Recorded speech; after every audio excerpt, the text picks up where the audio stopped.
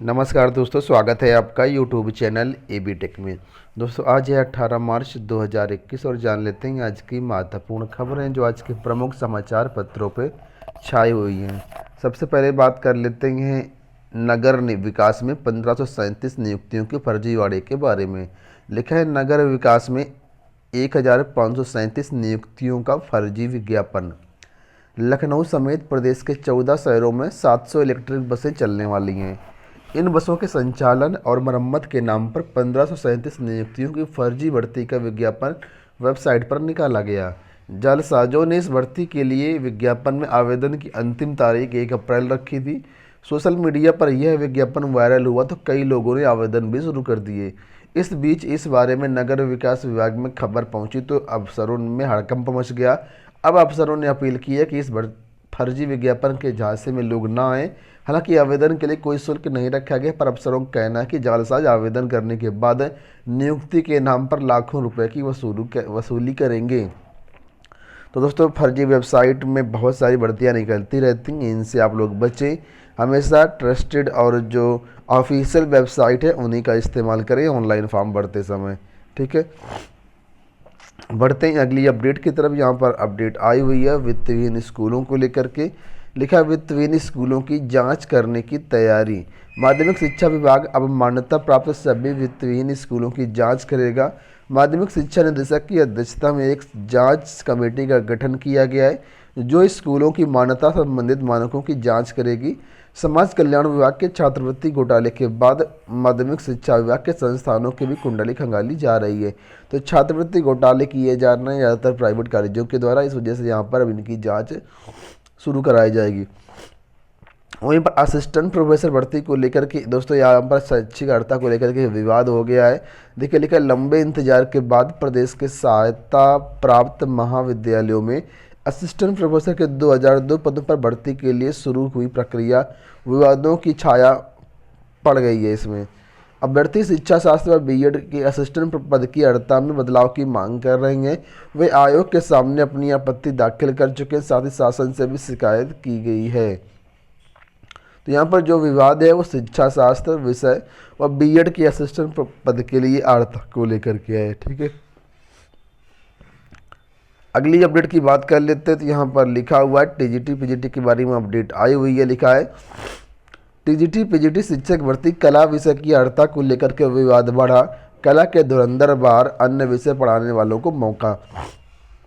TGT PGT की जो कला भर्ती है दोस्तों, उसमें से जो शैक्षिक अर्हता उसमें बहुत सी पुरानी डिग्रियां मान्य की गई हैं जो आजकल चलती भी नहीं हैं, लेकिन जो वर्तमान में डिग्रियां हैं जो प्रोफेशनल डिग्री हैं उनको यहाँ पर शामिल नहीं किया गया है। तो वही चीज़ यहाँ पर दी गई है।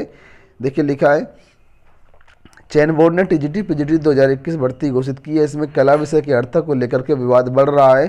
कला से स्नातक व परास्नातक छात्र छात्राओं ने नाराजगी जताई है।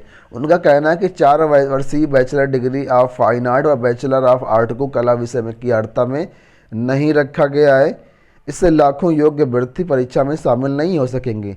अर्हता विवाद पर हाईकोर्ट में याचिका दाखिल करने वाला अखिलेश कुमार का कहना है कि बड़ी संख्या में कला प्रतियोगी छात्र होने के बावजूद उनके स्थान पर अन्य विषयों के स्नातक व परास्नातक छात्र छात्राओं को शिक्षक बनने का मौका दिया जा रहा है, जबकि वे उस विषय में प्रशिक्षित ही नहीं हैं।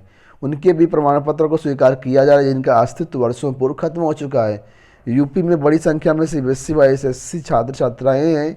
उन्होंने प्राविधिक कला नहीं पढ़ाई, लाहौर से हासिल करने वाले नहीं मिलते हैं। कुछ राज्यों ने इस गलती का सुधार भी किया, लेकिन उत्तर प्रदेश राज्य ललित कला अकादमी सहित तमाम कला चिंतक विचारकों सहित कला संगठन त्रुटि सुधारने की मांग कर रहे हैं। तो यहाँ पर वही अपडेट है कि जो बीएफए एमएफए वाले हैं उनको मौका नहीं दिया जा रहा है, जबकि अन्य जो डिग्रियाँ हैं उनको मौका दिया जा रहा है। कस्तूरबा गांधी में भर्तियाँ निकली हुई हैं, तो देख लीजिए कहाँ से भर्तियाँ आई हुई हैं। ये भर्तियाँ हैं महाराजगंज जिले से आई हुई हैं। ठीक है, इसमें पूर्णकालिक अंशकालिक कई सारे पदों पर यहाँ पर भर्तियाँ हो रही हैं और इसमें आवेदन करने की दोस्तों जो लास्ट डेट है वो यहाँ पर दी गई है। आप इसी के अनुरूप अपना फॉर्म भर सकते हैं। महाराजगंज से वैकेंसी आई हुई है। ठीक है, जो भी इंटरेस्टेड छात्र हैं इसमें प्रारूप वगैरह दिया गया है। आज के प्रमुख समाचार पत्रों में इसकी अपडेट दी हुई है। इसके अलावा जो महाराजगंज की ऑफिशियल वेबसाइट है वहाँ पर भी इसकी सूचना आप लोगों को मिल जाएगी। जो भी इंटरेस्टेड अभ्यर्थी हैं वो 31 मार्च 2021 को शाम 5 बजे तक जिला बेसिक शिक्षा अधिकारी महाराजगंज मुख्यालय को आवेदन अपना प्रेषित कर सकते हैं। अगली अपडेट की बात कर लेते हैं। सोनभद्र जिले से कस्तूरबा गांधी शिक्षिकाओं की भर्तियां आई हुई हैं। यहाँ पर भी पूर्णकालिक शिक्षिका में अंग्रेजी, सामाजिक विषय, गणित, विज्ञान के पद हैं। अंशकालिक शिक्षिका में शारीरिक शिक्षा, कंप्यूटर और भी कई सारे पद हैं। ठीक है, ये सोनभद्र जिले की अपडेट है। तो इसका जो विज्ञापन है आपको सोनभद्र जिले की ऑफिशियल वेबसाइट पर मिल जाएगी। वेबसाइट का लिंक नीचे दिया गया है। ठीक है, ये वेबसाइट पर आपको मिल जाएगा। यहाँ पर भी आप लोग आवेदन कर सकते हैं। 31 मार्च 2021 तक आप लोग आवेदन वगैरह अपना स्पीड पोस्ट के माध्यम से भेज सकते हैं। अगली अपडेट की बात कर लेते हैं। यहाँ पर अपडेट है एडेड जूनियर हाई स्कूलों में शिक्षक भर्ती को लेकर के। लिखा है प्रदेश के 3049 अशासकीय सहायता प्राप्त जूनियर हाई स्कूलों में शिक्षक भर्ती के लिए ऑनलाइन आवेदन प्रक्रिया पूरी हो रही है। बुधवार शाम 3 लाख से अधिक ने अंतिम रूप से आवेदन कर दिया, जबकि 3.35 लाख से अधिक अभ्यर्थियों ने पंजीकरण करवाया है।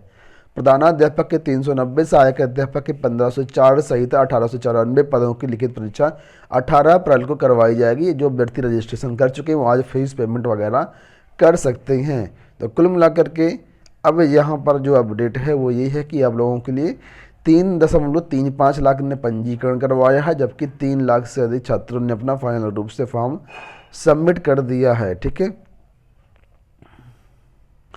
अगली अपडेट की बात कर लेते हैं। यहाँ पर एमपी पुलिस कांस्टेबल भर्ती को लेकर के अपडेट आई हुई है कि इसका जो एग्ज़ाम होने वाला था 6 अप्रैल को, वो फिलहाल स्थगित कर दिया गया है। राज्यों के कुछ जिलों में तेज़ी से फैलते कोरोना संक्रमण के कारण यह फैसला लिया गया। इस भर्ती में करीब 10 लाख अभ्यर्थियों ने आवेदन किया है। अब ये परीक्षा जो है टाल दी गई है 6 अप्रैल को। अब इसकी परीक्षा नहीं करवाई जाएगी। आने वाले टाइम पर जो भी अपडेट निकल के आएगी हमारे चैनल के माध्यम से आप लोगों को दी जाएगी। एसएससी को लेकर के अपडेट आ चुकी है कि एसएससी में 10वीं पास के लिए भर्तियां आई हुई हैं। अगर आप इसमें आवेदन करना चाहते हैं तो सिर्फ 4 से 5 दिन ही बाकी हैं, आप लोग इसमें आवेदन कर सकते हैं। आवेदन करने के लिए विजिट करें हमारी वेबसाइट governmentjobcenter.com। यहाँ पर जाएंगे तो आपको आवेदन फॉर्म मिल जाएंगे। 21 मार्च तक आप लोग इसमें आवेदन कर सकते हैं। अगली अपडेट की बात कर लेते हैं। तो यहाँ पर अपडेट दोस्तों है वो है DSSB शिक्षक भर्तियों को लेकर के। आप लोग जानते हैं DSSB से काफ़ी सारे शिक्षकों की भर्तियां आने वाली हैं। तो यहाँ पर दिल्ली हाई कोर्ट ने DSSB से पूछा है कि आग्रह के बाद क्यों नहीं हो रही 12,165 शिक्षकों की भर्तियां। यहाँ पर देखिए लिखा है उच्च न्यायालय ने बुधवार को दिल्ली अधीनस्थ सेवा चयन आयोग से ये बताने के लिए कहा है कि दिल्ली सरकार के आग्रह के बाद भी 12,165 शिक्षकों की भर्ती क्यों नहीं हो रही है। न्यायालय ने इस बारे में DSSB की अध्यक्ष से सफाई देने के लिए कहा है। जस्टिस नजमी वजीरी ने यह आदेश उस याचिका पर दिया जिसमें यह कहा गया है कि सरकार के आग्रह के बाद भी DSSB में अब तक भर्ती प्रक्रिया शुरू नहीं की गई है। इनमें से 11,139 पदों को भरने के लिए आग्रह पत्र मार्च 2020 में ही बोर्ड को भेज दिए गए, जबकि बाकी पदों के लिए जनवरी 2021 में आग्रह पत्र भेजे गए हैं। ठीक है, एक बड़ी अपडेट की बात कर लेते हैं दोस्तों। उत्तर प्रदेश में अब प्री प्राइमरी शिक्षा बोर्ड का गठन कर दिया गया। यहाँ पर आप लोग देख सकते हैं 11 मार्च की अपडेट है। यहाँ पर एक जो गठन किया गया वो इस तरीके से है। ठीक है, देखिए लिखा राष्ट्रीय शिक्षा नीति 2020 के अंतर्गत प्री प्राइमरी शिक्षा को एक महत्वपूर्ण घटक के रूप में निर्धारित किया गया है। बेसिक शिक्षा एवं ICDS विभाग के मध्य समन्वय स्थापित करने के लिए प्री प्राइमरी के बच्चों को उच्च प्राथमिक स्तर पर शिक्षा के सार्वभौमिकरण की कार्ययोजना तैयार की गई। तत्क्रम में पूर्व में सृजित स्वीकृत पदों के अंतर्गत प्री प्राइमरी शिक्षा से संबंधित कार्यों के संपादन हेतु समग्र शिक्षा एवं प्री प्राइमरी शिक्षा यूनिट का गठन किया जाता है। तो यहाँ पर गठन कर दिया गया, उसका ये ऑफिशियल जो लेटर है आपको मिल जाएगा। अंत में बात कर लेते हैं LT ग्रेड को लेकर के। दोस्तों LT ग्रेड के 2 विषयों की जो वेटिंग लिस्ट है वो कहीं आप जारी कर दी गई है। यहाँ पर देख सकते हैं 17 मार्च की अपडेट है और लिखा है सहायक शिक्षक, ये जो है शारीरिक शिक्षा का रिजल्ट है उसकी नोटिस है महिला शाखा की, जिसमें 168 रिक्तियाँ थी। कुल मिलाकर के 168 वैकेंसी थी। ठीक है, इसका रिजल्ट पहले जारी किया गया। तो उसमें से कुछ ऐसे अभ्यर्थी हैं जिन्होंने अपना डॉक्यूमेंट वेरिफिकेशन नहीं कराया इन अभ्यर्थियों में, तो इनका अभ्यर्थ निरस्त कर दिया गया। इनके स्थान पर नए अभ्यर्थियों का चयन कर दिया गया। ये नए अभ्यर्थी जिनका चयन हुआ है। ठीक है, तो जो नए अभ्यर्थी हैं उनको फिर से डॉक्यूमेंट वेरिफिकेशन अपना कराना पड़ेगा। इसके लिए अलग से नोटिस जारी की जाएगी। ठीक है, तो ये शारीरिक शिक्षा महिला शाखा की अपडेट है। इसी तरीके से शारीरिक शिक्षा पुरुष शाखा का भी नोटिस जारी हुआ है। और इसके अलावा दोस्तों कई और विषयों की नोटिस यहाँ पर जारी हुई है। यहाँ पर दोस्तों जो अपडेट है वो संगीत विषय महिला शाखा को लेकर के है। तो कुल मिलाकर के कल 4 नोटिस जारी हुई है LT ग्रेड वेटिंग लिस्ट को लेकर के, तो आप लोग आयोग की साइट से चेक कर सकते हैं।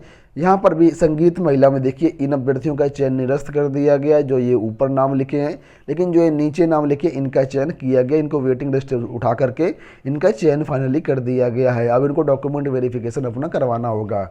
तो ये हो गई दोस्तों आज की सारी अपडेट। आशा करते हैं वीडियो पसंद आया होगा। इस वीडियो में इतना ही, धन्यवाद।